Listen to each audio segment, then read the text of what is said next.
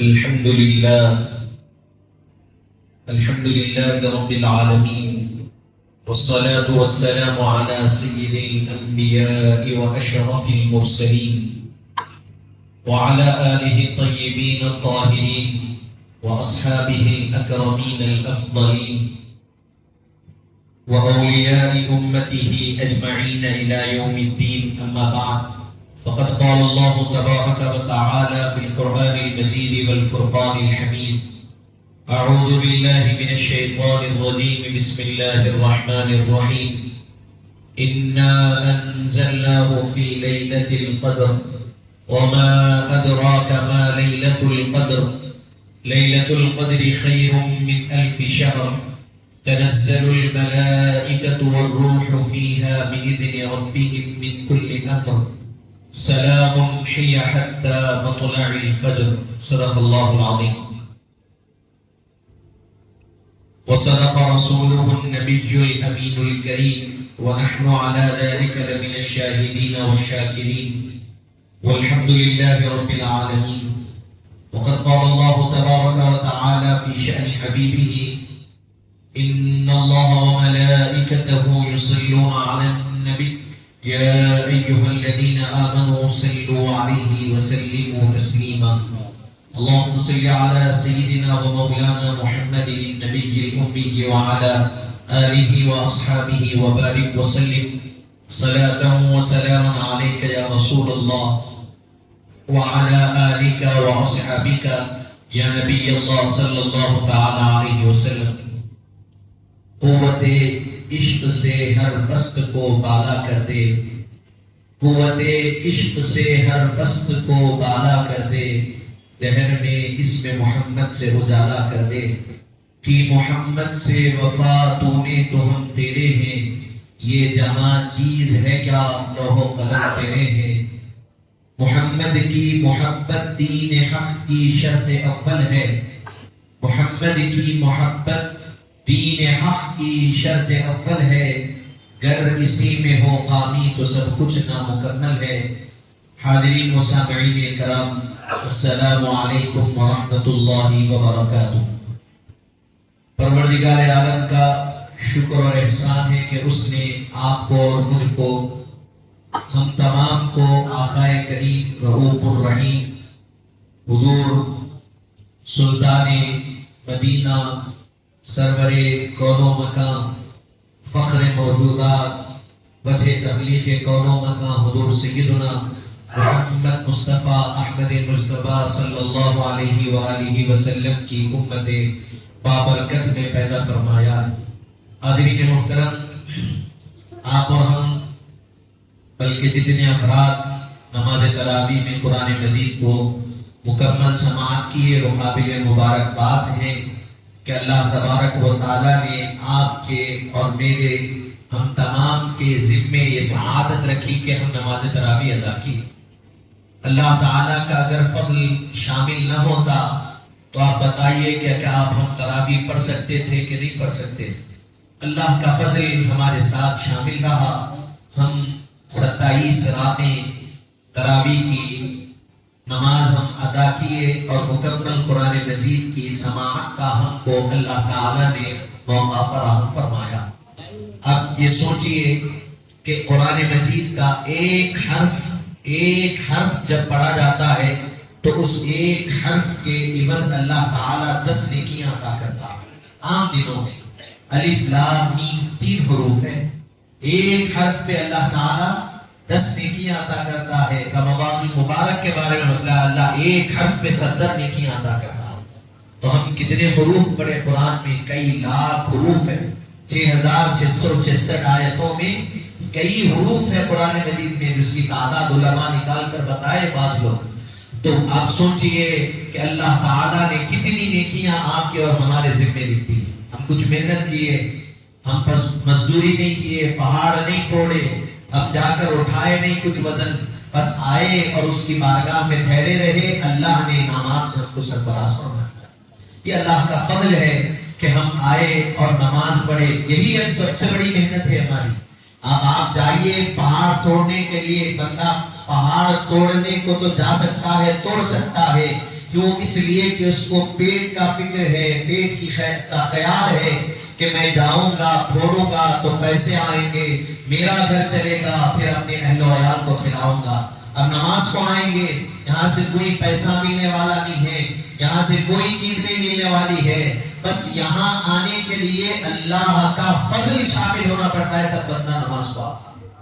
تو حاضرین محترم، شب قدر کی رات میں ہم آج 27ویں شب میں ہم داخل ہو چکے ہیں، اور آج کی رات شب قدر کی رات ہے۔ اب اس کے متعلق علماء کی تفصیلی بحثیں علماء نے جو لکھی ہے، آخری عشرے کی 10 راتوں میں سے 5 راتوں میں تاخراتی ہونے کا ذکر ہے، اور یہ کیوں ایسا ہوا کہ 5 راتوں میں رکھا گیا، ایک رات میں کیوں نہیں رکھا گیا؟ اگر آپ صلی اللہ علیہ وسلم جو اولین اور آخرین کا علم، ظاہرین اور باطنین کا سارا علوم اللہ نے آپ کو عطا فرمایا، پھر آپ نے کیوں بیان نہیں فرمایا کہ شب قدر کب ہے؟ کیوں آپ نے اس کو مخفی رکھا 5 راتوں میں؟ ظاہر کر دیتے، اظہار کر دیتے، بتا دیتے کہ یہ رات ہے تو ہم جاگتے، اور اللہ نے جو وعدہ فرمایا 1000 مہینوں کی عبادت کا، وہ ہم کو مل جاتا۔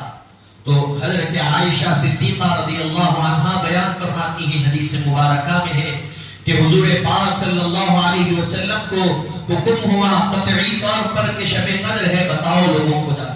حضور مسجد نبوی میں تشریف لائے بتانے کے لیے، تو کیا دیکھتے ہیں کہ 2 لوگ آپس میں جھگڑ رہے تھے، لڑ رہے تھے آپس میں کسی مسئلے پر۔ جب ان کے لڑنے کو، ان کے آپسی معاملے کو دیکھا، اللہ تبارک و تعالیٰ نے اس حکم کو روک دیا، منقطع کر دیا۔ فرمایا کہ جو حکم ملا اب رک دو۔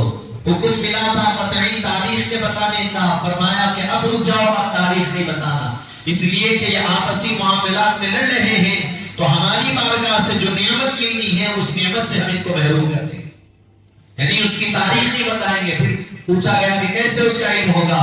تو فرمایا گیا کہ 5 راتوں میں جاگو، جاگ کر اللہ کی عبادت کرو۔ پھر ان راتوں میں الگ الگ چیزیں بتائی گئی، نہ زیادہ گرمی ہوگی نہ زیادہ ٹھنڈی ہوگی، سمندر کا پانی کھارا جا کر میٹھا ہو جائے گا، تھوڑی سی بارش ہوگی، پھر اس کے علاوہ ایسی چیزیں، ٹھنڈی ہوائیں چلے گی۔ اس رات اگر ان 5 راتوں میں سے کوئی ایک ایسی رات پالو تو یہ سمجھو کہ وہی رات شب قدر کی رات۔ فرمایا گیا کہ جب مساجدوں میں آ کر بیٹھو یا اپنے گھروں میں بیٹھو، اللہ کی عبادت کرو، عبادت کے دوران تمہارے جسم پر جو بال ہیں وہ رونگٹے کھڑے ہو جائیں گے، تو سمجھو کہ جب بال جسم کے ٹھہر جائے، علماء نے فرمایا کہ فرشتے نے تم سے ہاتھ ملایا، فرشتہ تم سے مل کر گیا۔ حاضرین محترم، یہ قدر، اس کے کئی معنی علماء کرام نے بیان فرمائے کہ سورہ قدر جو اس کی شان، سورہ قدر ہم جو پڑھتے ہیں، اس کے معنی کہیں پر برکت کے بتائے گئے، کہیں وسعت کے بتائے گئے، کہیں اللہ تبارک و تعالی نے اس کا معنی تنگی میں استعمال کیا، اور اس کی مثالیں علماء قرآن سے دیتے گئے۔ بہرحال حضرت محدث لگن عبداللہ شاہ صاحب نقشبندی آخری مجددی رحمت اللہ علیہ فرماتے ہیں یہ قدر کو قدر کیوں کہتے ہیں؟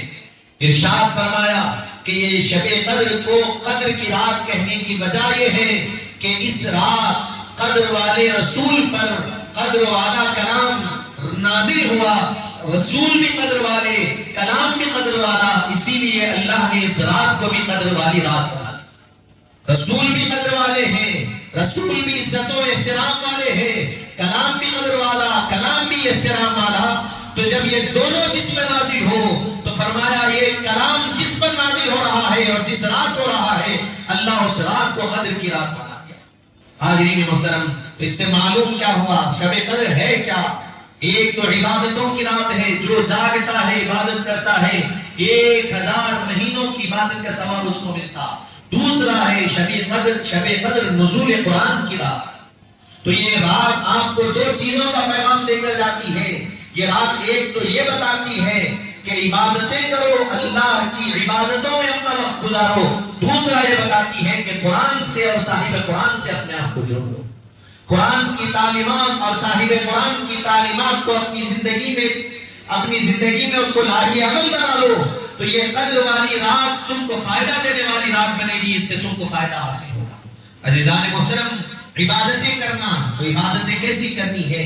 علماء ربانیین فرماتے ہیں اس رات میں صلاۃ التسبیح پڑھی جائے، اس رات میں نماز تہجد کا اہتمام کیا جائے، اور اس کے علاوہ ان نمازوں کے درمیان تراویح اور صلاۃ التسبیح، پھر صلاۃ التسبیح اور تہجد کے درمیان جو وقت ہے اس وقت میں درود کی کثرت کی جائے، اس وقت میں توبہ و استغفار کی کثرت کی جائے، کیونکہ یہ رات رمضان کے آخری عشرے میں رکھی گئی، اور اس عشرے میں اللہ تعالیٰ مومنوں کو جہنم سے آزادی عطا فرماتا ہے۔ تو جاگ کر توبہ و استغفار کرنا اور رسول پاک صلی اللہ علیہ وسلم پر درود و سلام کے نذرانے پیش کرنا، اس رات کی صحیح معنی میں قدر کرنا۔ حاضرین محترم، علماء ربانیین فرماتے ہیں، میں آپ کے سامنے بس اس لیے عرض کر رہا ہوں تاکہ اس کی فضیلت کا علم ہو۔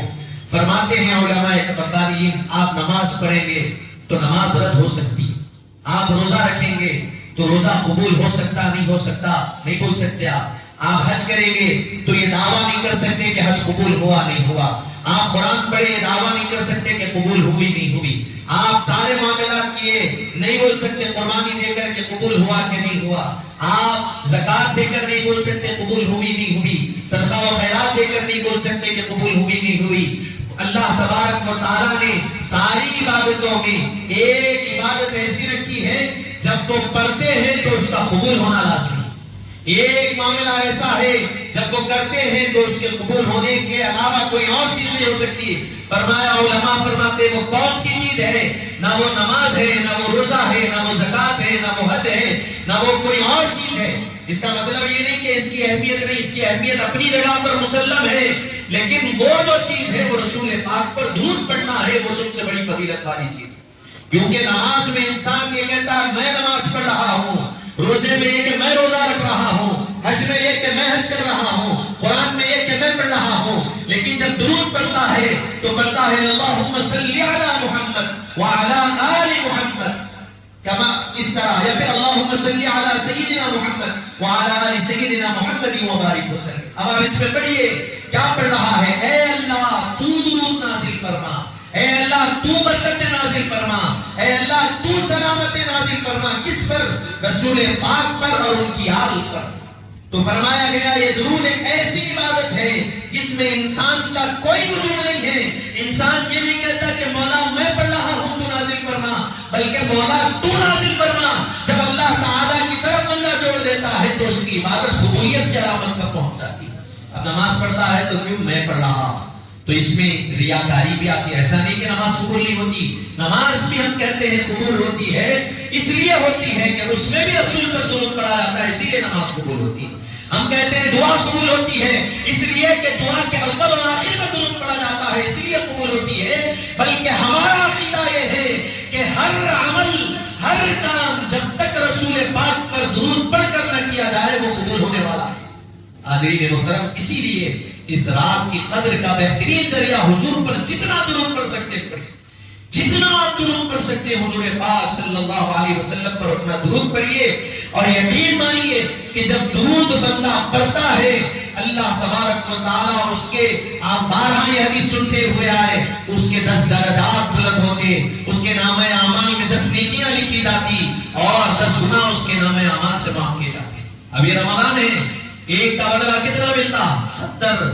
تو آپ ایک پڑھے تو اللہ کتنے درجات کو بلند کر رہا ہو، کرنے والا خاطر مطلق جانتا ہے کتنے بلند ہو رہے ہیں، اور کرانے والے رسول معصوم جانتے ہیں کتنا بلند کرا رہے ہیں۔ تو حاضرین محترم اس طرف توجہ کریں اور پھر اس کے ساتھ اپنے آپ کو قرآن سے جوڑیں۔ آج ہمارا معاملہ یہ ہے کہ ہم قرآن کی تعلیمات سے دور ہو گئے۔ اب دیکھیں حافظ صاحب کی عمر کیا تھی، قرآن سنائیں، خوشی کی بات ہے، ان کے والدین باعث سعادت ہے، اور آپ کو معلوم ہے فرمایا رسول پاک ارشاد فرماتے ہیں قیامت کے دن وہ لوگ جن کے بچے حافظ تھے اللہ تعالیٰ ان کے سروں پر ایسا تاج رکھے گا اس کی روشنی کے سامنے سورج کی روشنی پھیکی نظر آئے، لوگ رشک کریں گے، پوچھیں گے کہ یہ کیسا تاج ہے، یہ کیوں پہنایا گیا؟ تو فرمایا نہیں جائے گا کہ یہ کسی انجینئر کے والد ہے، یا کسی لائر کے ہے، کسی ڈاکٹر کے ہے، یا کسی سائنٹسٹ کے، کسی فلسفی کے ہے، نہیں، فرمایا جائے گا کہ یہ نعمت ان کو جو ملی ہے وہ اللہ کے کلام کو اپنے سینے میں محفوظ رکھنے کے بدلہ یہ نعمت ان کو عطا کر رہا۔ اس کا مطلب یہ نہیں ہے کہ دنیاوی علم حاصل نہ کرو، کرو، لیکن دنیاوی علم سے زیادہ دینی علم کی اہمیت اپنے پاس رکھو۔ دنیا کا علم دنیا ہے تک ہے، دنیا ختم، دنیا کا علم ختم۔ آپ بتائیے کون سا بڑا سائنٹسٹ جو بڑے بڑے چیزوں کو ایجاد کیا دنیا سے جانے کے بعد کیا لے کر گیا؟ کیا اس کا علم، کیا اس کے فلسفی، کیا اس کے تحقیق اس کو کچھ فائدہ دی جانے کے بعد؟ ایک بڑا سائنٹسٹ گزرا مثال کے طور پہ، ایجاد کیا، میزائل بنایا، قبر میں جانے کے بعد کیا میزائل کا فارمولا اس کو فائدہ دے گا؟ کچھ۔ ایک لکھنے والے نے لا کی کتاب لکھ دی، قانون بنا دیے، جانے کے بعد کیا اس کے قبر میں اس کو صرف کچھ فائدہ ہوا؟ ایک ڈاکٹر نے MBBS کی ساری چیزیں لکھ لی، قبر میں جانے کے بعد اس ڈاکٹر کو کچھ فائدہ ہوگا اس سے؟ نہیں ہوگا۔ لیکن جب ایک حافظ قرآن پڑھے گا، پڑھائے گا، معصوم بچوں کو تیار کر کے جائے گا، ایک عالم علم سے لوگوں کے سینے کو پڑھ کر جب دنیا سے جائے گا، تو جانے کے بعد جب قبر میں جائے گا، جب تک وہ بچے پڑھیں گے اور جس چیز کو پڑھائیں گے اور یہ سلسلہ قیامت تک چلے گا، اللہ اس کو فائدہ دیتا رہے گا۔ وہ بچہ قرآن پڑھا کر گیا، اب یہاں ٹھہر کر حافظ صاحب قرآن پڑھائے، یہ زمین کے جتنے ذرات ہیں یہاں، ہر دیوار کا ایک ایک حصہ، ایک ایک اینٹ، ایک ایک چیز کل قیامت کے دن گواہی دے گی کہ مولا یہ فلاں شخص یہاں قرآن پڑھایا تو اس کی بخشش ہے۔ بلکہ فرمایا گیا جب قبر میں ڈالیں گے کوئی دوست ساتھ نہیں آئے گا، جگری دوست زندگی بھر ساتھ پھرے، زندگی بھر ساتھ رہے، چائے پینے ساتھ گئے، 4 بجے رات کے نکل کے دوست کے ساتھ چلے گئے، ہوتا دوستی ہماری بھی دوستی ہے، سب کی ہے۔ دوست ایسے ہوتے ہیں، انسان سب کچھ برباد کرنے کے لیے دوست کے لیے تیار ہو جاتا، اور ہونی بھی چاہیے دوستی، دوستوں کے ساتھ رہنا بھی چاہیے، لیکن وہ دوست فائدہ دینے والا ہے جو اللہ اس کے رسول کی طرف لے جاتا ہے، وہ دوست فائدہ دینے والا نہیں ہے جو گناہوں کی طرف بلاتا۔ تو میرے حال دوستی میں گئے، آپ بولیے دوست ہمیشہ ساتھ رہا، آپ کو ذری سی تکلیف ہوئی دوست آ جاتا، پیسے کی ضرورت ہے دوست ساتھ، صحت خراب دوست ساتھ، کوئی معاملہ ہو، شادی ہے دوست ساتھ، کوئی ٹینشن کا مسئلہ دوست ساتھ۔ لیکن جب دنیا سے چلے گئے خبر میں ڈالے تو کوئی ایسا بھی دوست ہے کہے کہ بھائی میرا دوست ہے مجھے بھی ساتھ ڈال دو؟ دنیا مثال پیش کر سکتی اس کی؟ نہیں پیش کر سکتی، لیکن اسلام پیش کر سکتا۔ حضرات یوسفین کی بارگاہ میں جاؤ، یوسف بابا شریف بابا کو دیکھو، ایک کا انتقال ہو گیا اور قبر میں جا رہے ہیں تو دوسرے دوست تھے، آئے اور کہے کہ حضرت زندگی بھر ساتھ رہے، یہاں اکیلے کیوں جا رہے؟ ساتھ میں قبر میں چلے گئے۔ یہ دوستی بہادری نے بتانے کا مقصد کیا ہے کہ دوست قبر کے اوپر تک آئے گا، اترے گا، اتارے گا قبر میں، ساری چیزیں کرے گا، اطمینان کے ساتھ آپ کو قبر کے سپرد کر دے گا، چلا جائے گا۔ لیکن قبر کے اندر کون ساتھ آئے گا؟ تو فرمایا کہ جو زندگی میں قرآن کو تھامے رہا، اس کی تعلیمات پر عمل کرتا رہا، جب دنیا سے چلا گیا قبر میں کوئی ساتھ آئے نہ آئے، جب منکر نکیر آئیں گے تو انسان اور منکر نکیر کے درمیان قرآن انسان کی شکل میں آ کر ٹھہر جائے گا اور کہے گا کہ منکر نکیر خبردار، یہ بندہ زندگی بھر مجھے نہیں چھوڑا، آج تنہا ہے، آج میں اس کو نہیں چھوڑتا ہوں، میں اس کا ساتھ دیتا ہوں۔ اور عزیزان محترم، یہ دوستی دنیا والوں سے بھی رکھیے، لیکن یہ دوستی کو مضبوط کریے جو قبر میں ساتھ آنے والی ہے، اس دوستی کو اپنے لیے لازم کر لیجئے جو قبر اور حشر میں فائدہ دینے والی ہے، اور وہ دوستی کوئی اور نہیں، قرآن سے دوستی ہے، حبیب پاک کی سنتوں سے دوستی ہے، حبیب پاک کی محبت ہے، وہ کامیابی کے لیے قبر اور حشر کی کامیابی کا سب سے بڑا ذریعہ یہی چیز ہے۔ پھر تیسری چیز، میں اپنی بات کو تمام کر رہا ہوں، لمبی بات نہیں، تیسری چیز یہ کہ رمضان المبارک ہمارا شب قدر سن لیے، اس کو تنگی کی رات بولتے ہیں۔ تنگی، شب قدر کا معنی ایک برکت والی ہے، عظمت والا ہے، سب ہے، اس کا ایک معنی علماء لکھے تنگی کی رات۔ تنگی کم، اب ایک جگہ ہے، زیادہ لوگ جمع ہوں گے تو کیا ہو جاتی تنگ، دوسرے کو جگہ نہیں، تو اسی لیے فرمایا یہ تنگی کی رات۔ تنگی کی کیسے رات ہوگی؟ تو علماء فرمائے اس لیے اللہ تعالیٰ نے جو فرمایا کہ جبرائیل اور ملائکہ جو نزول ہوتے ہیں آسمان سے، اتنی تعداد میں ان کا نزول ہوتا ہے کہ زمین کم پڑتی ہے، اتنی تعداد میں فرشتے آسمان سے اترتے ہیں۔ تو اسی لیے یہ تنگی کی رات ہے، اتنے فرشتے زمین پر کیوں اترتے ہیں؟ کیوں آتے ہیں فرشتے زمین پر؟ بندوں کی عبادتوں کو دیکھنے کے لیے آتے ہیں۔ بندے جو اللہ کی رضا میں، اس کی خوشنودی کے لیے جو عبادتیں کرتے ہیں، اس کو دیکھنے کے لیے آتے ہیں، اور اللہ تعالیٰ جو انعامات بندوں پر عطا کرتا ہے اس کو دینے کے لیے آتے ہیں، وہ عطا کر کے چلے جائے۔ کب تک؟ یا حتی مطلع الفجر، جب تک فجر طلوع نہیں ہوتی، فجر کا وقت نہیں آتا، تب تک ہی رات کے معاملات چلتے چلے جاتے ہیں۔ اب تیسری اور آخری اور اہم بات یہ ہے کہ رمضان المبارک ہم سے جدا ہو رہا، 4 دن 3 دن 4 دن باقی۔ اب رمضان المبارک جانے کے بعد ہماری زندگیوں میں ہم کو انقلاب پیدا کرنا، جس طرح ہم 26-27 دن رمضان المبارک کے گزارے اللہ کی یاد میں، اس کی رضا میں، نمازوں میں، روزوں میں اور قرآن کی تلاوت و سماعت میں، اسی طرح ہم کو یہ عزم کر لینا ہے کہ ہم آئندہ رمضان تک، جب تک اللہ ہم کو زندہ رکھے، اگر آئندہ رمضان اللہ عطا کرے تو تب تک ہم اسی نہج پر، اسی طریقے پر، اسی اصول پر زندگی گزاریں گے کہ ہم نمازوں کی پابندی کریں گے۔ صرف سحری میں اٹھنے، جب تک سحری میں اٹھنا تھا تب تک فجر کے پابند نہیں رہیں گے، بلکہ سحری میں نہیں اٹھنا ہے تب بھی ہم اٹھ کر فجر پڑھیں گے، یہ ہم کو عزم کرنا۔ صرف نماز تراویح پڑھنا ہے اسی لیے عشاء پڑھے نہیں، بلکہ سال کے 11 مہینے ہم عشاء کی پابندی کریں گے، ساری نمازوں کی پابندی کریں گے۔ قرآن صرف رمضان تھا سنے نہیں، رمضان تھا پڑھے نہیں، بلکہ قرآن ہمارے لیے ہدایت ہے، ہمارے لیے شفا ہے، ہمارے لیے برکت ہے۔ ہم اس کو سال کے 12 مہینے پڑھتے رہیں گے، دن کا ایک وقت پورے 24 گھنٹوں میں سے تھوڑا سا وقت ہمارے دن کا ایسا ہم متعین کر لیں گے جس میں ہم روزانہ قرآن کی تلاوت کریں گے یا سماعت کریں گے، یہ عزم ہم بنا لیں۔ اگر ہم بنائیں گے تب ہی ہم اس پر عمل کر سکیں گے، ہم کوشش کریں گے تو ہم کامیاب ہوں گے۔ ہم اگر اپنے اندر ان چیزوں کو پیدا کرنے کی کوشش کریں گے تب ہی ہم انقلاب لا سکیں گے، ورنہ رمضان آیا اور چلا گیا، ہم بس رمضان کے آنے اور جانے پر ہم سلام پڑھ کے رونے والے نہ بنے۔ یقینی طور پر ہمارا دل غمزدہ ہونا چاہیے، لیکن اس کے ساتھ ساتھ یہ بھی عزم ہونا کہ جو چیزیں رمضان سکھانے کے لیے آیا ان چیزوں پر میں پورا 11 مہینے عمل کروں گا، یہ عزم ہو۔ اس لیے کہ رمضان المبارک تو آئندہ سال پھر آئے گا، پھر آئندہ سال پھر آئے گا، آئندہ سال پھر آئے گا، قیامت تک آتا رہے گا، نہ آپ رہیں گے میں رہوں گا، اس کا بھروسہ نہیں۔ رمضان تو آئے گا۔ آپ دیکھیے گزشتہ سال رمضان میں کتنے لوگ ہمارے ساتھ تھے۔ اب مسجد کو آئے تو صاحب بیٹھتے تھے، سامنے گھر کے عبدالحمید صاحب ساتھ تھے، محبتوں کا اظہار کرتے تھے۔ یہ رمضان میں ہے؟ نہیں ہے۔ خود میرے والد محترم ساتھ تھے؟ نہیں ہے۔ ضروری نہیں ہے کہ سب رہیں، ہم کو بھی جانا، آپ کو بھی جانا ہے، لیکن یہ عزم کر لیں کہ جتنا اللہ تعالیٰ وقت دے رہا ہے یہ ہمارے لیے باعث سعادت ہے، ہمارے لیے گولڈن چانس سے بہترین اپورچنٹی ہے نیکیوں کو جمع کرنے کی، گناہوں سے دور رہنے کی، اس سے معافی مانگنے کی۔ اللہ تعالیٰ جتنا وقت دے رہا یہ ہمارے لیے سعادت مندی۔ ایک ایک لمحہ اگر انسان اپنے اندر انقلاب لانا چاہے تو ایک لمحہ اس کے لیے کافی ہے، ایک لمحہ اس کے لیے کافی ہے۔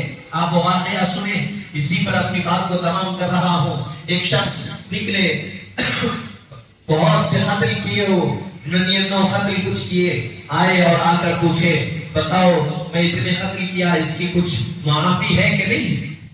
ایک صاحب کے پاس گئے، پوچھے یہ میرا جرم معاف ہوگا کہ نہیں ہوگا؟ تو وہ صاحب بولے 99 قتل کرنے کے بعد کیسے معاف ہوگا؟ تو نہیں ہوگا معاف۔ تو کیا کیے؟ ان کا بھی قتل کر دیے۔ بولے 99 تھے اب 100 ہو گئے۔ پھر اس کے بعد ایک جن بولے صاحب ایک شخص ایک ادھر طرف جاؤ، ایک اللہ کے ولی رہتے، اہل دل رہتے، ان سے ملاقات کرو، کچھ ہو سکتا۔ وہ حضرت کے پاس جانے کے لیے نکلے، راستے میں انتقال ہو گیا۔ اب فرشتے آئے، ہر وقت جب انسان جاتا ہے تو نیک رہا تو نیک فرشتے آتے روح لے کے جانے کے لیے، برا رہا تو برے فرشتے آتے۔ اب یہاں ان کا معاملہ ایسا ہوا، جب گئے تو دونوں فرشتے آئے، نیک فرشتے بھی آئے نیک لوگوں کی روح لے جانے کے لیے، اور برے لوگوں کی روح لے جانے والے فرشتے بھی آئے۔ اب دونوں میں معاملہ، دونوں میں بحث و تکرار ہو گئی، دونوں فرشتوں میں۔ نیک فرشتے بول رہے ہم لے جائیں گے، برے فرشتے بول رہے ہم لے جائیں گے۔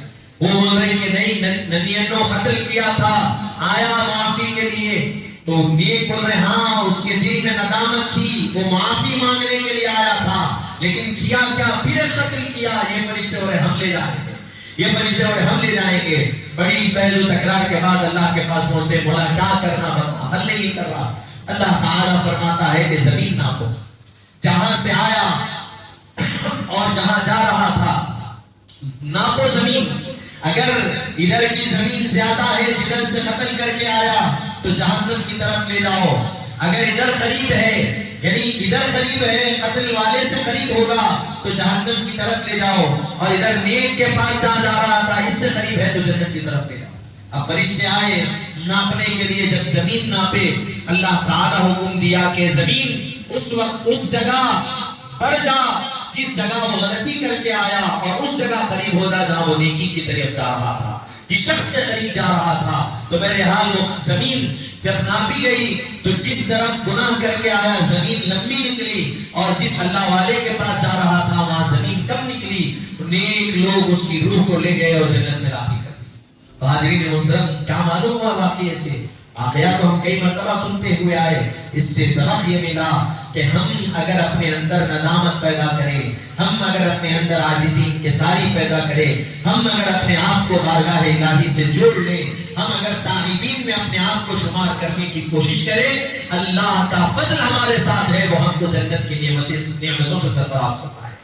تو عزیزان محترم، بتانے کا مقصد یہ ہے کہ جتنی باتیں آپ کے سامنے رکھی گئی، یہی اپنی بات کو تمام کرتے ہوئے آپ سے گزارش کر رہا ہوں کہ جتنی رات آپ کے میرے پاس باقی ہے، ہم اللہ کی عبادت میں اس رات کو گزارنے کی کوشش کریں، صلاۃ التسبیح پڑھیں، تہجد کی نماز پڑھیں، اور حضور پاک صلی اللہ علیہ وسلم پر درود شریف کثرت سے پڑھنے کی کوشش کریں، اور توبہ و استغفار کی کوشش کریں۔ جتنے دن رمضان کے باقی ہے اس کے علاوہ بھی توبہ و استغفار کی کوشش کریں، اور یہ پورا عزم کر لیں کہ ہم اللہ تعالیٰ جو آخری عشرہ ہم کو نصیب فرمایا جہنم سے آزادی کا، ہم اس عشرے میں جتنا ہم توبہ اور استغفار کر سکتے ہیں کر اللہ کو راضی کرنے اور اس کو منانے کی ہم کوشش کریں گے۔ دعا کرتا ہوں کہ مولا تعالیٰ جو کچھ کہا گیا سنا گیا، کہنے سننے سے زائد اللہ ہم کو عمل کی توفیق عطا فرما، کہنے سننے سمجھنے سمجھانے میں کوئی غلطی کوتاہی ہو تو اپنے رحم و کرم سے معاف فرما۔ ربنا آتنا فی الدنیا حسنة وفی الآخرة حسنة وقنا عذاب النار برحمتک یا ارحم الراحمین، والحمد للہ رب العالمین۔